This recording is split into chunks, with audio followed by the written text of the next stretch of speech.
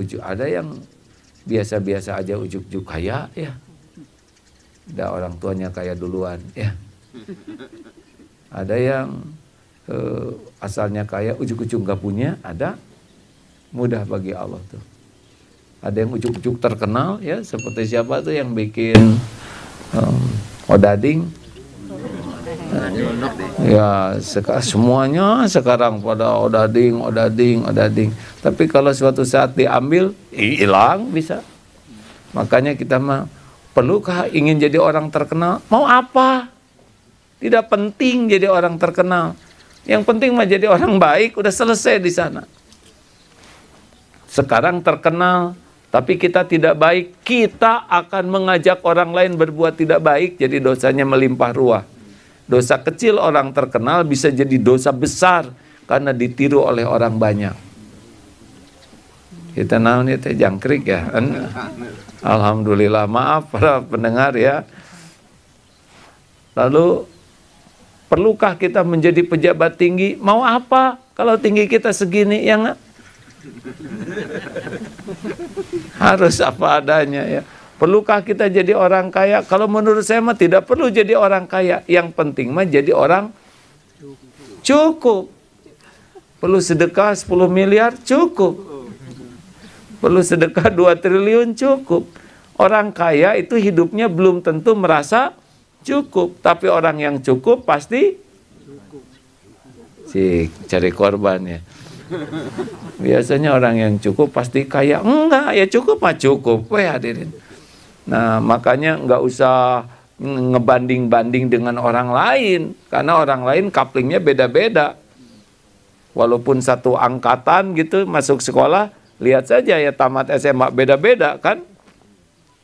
Seibu sebapak aja beda-beda. Jadi tugas kita tuh apa? Kerja, ya kerja jadi amal soleh. Walaupun untungnya tidak sama, tapi pahalanya bisa lebih banyak dari yang lain. Nah begitulah hadirin sekalian, jadi jangan sampai casing yang Allah berikan kepada kita membuat kita jadi ujub, dan itu yang membuat kita jadi nggak enak hati. Terakhir nih ya, punten, karena saya anak tentara, ini pengulangan. Hati-hati yang punya jabatan. Ini karena kemarin ceramah di kalangan tentara diceritakan ini juga. Nggak gampang itu menyikapi penghormatan orang. Apalagi yang jadi komandan.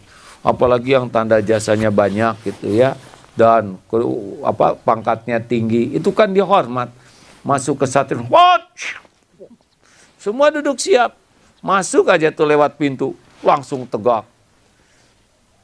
Lewat kita ke sana hormat, apalagi defile, aduh semua menghormat. Kalau tidak hati-hati itu kemakan. Wah, saya ini orang penting. Orang dahsyat, padahal sholat sering belang betong, Jumatan berantakan, ngaji Iqra juga baru jilid 1, itu juga jilidnya aja. Kemudian saum banyak yang kelewat, tapi karena dihormat orang banyak, tentara, padahal tentara itu atau polisi itu menghormat, ya emang digaji buat menghormat ya. Kalau bapak tentara itu udah harusnya begitu. Belum tentu hatinya menghormat. Begitu, tapi banyak yang kemakan, merasa terhormat dengan dihormati. Jadi lupa siapa dirinya. Imannya jelek, ibadahnya buruk, akhlaknya nggak benar. Ketipu oleh penghormatan. Ini bahayanya hadirin. Serius hadirin sekalian. Dihormat orang tuh bisa ngemakan sekali. Yang korbannya adalah kita tidak bisa jujur melihat siapa diri kita yang sebenarnya. Ketipu oleh penghormatan orang, padahal jabatannya itu juga nggak lama. Dan kalau ditangkap, itu yang menghormat ngeborgol. Berapa banyak nih yang dihormat dulu, sesudah itu pas ketangkap diborgol. Oleh karena itu hati-hati. Nah ada yang lebih bahaya. Selain Pak Komandan, yaitu istri komandan. Nah, ini kurang jelas pisan. Ada yang lebih galak dari suaminya. Padahal seleksi daftar ke tentara enggak. Seleksi enggak.